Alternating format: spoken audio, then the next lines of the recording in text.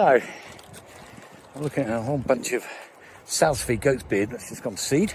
This is about 300 metres from IKEA, and I'm going to collect it and put it on IKEA, spreading the love. So there's Goatsbeard, all in flower, in seed, sorry. And this is the last bit of brownfield land on the Greenwich Peninsula. And I'm going to take the seeds of the Goatsbeard and the oxeye daisies and some common vetch and hairy tear. I'm going to spread the love. So when this is all built on, the flowers that lived here will live on the IKEA green roof.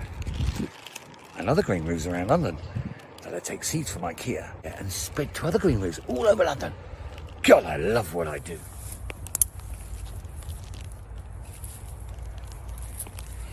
Yum, yum, yum, yum, yum.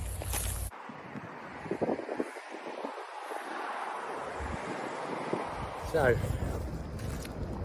seeds I collected about an hour ago down on that brownfield site. What I'm going to do now is spread the love into the IKEA green roof. So it's Goatsbeard and some geraniums, rainspills. He's going to let them float across the green roof. And I shall do this all the way through till November and come back next spring and see all the flowers in bloom. Oh, God, I love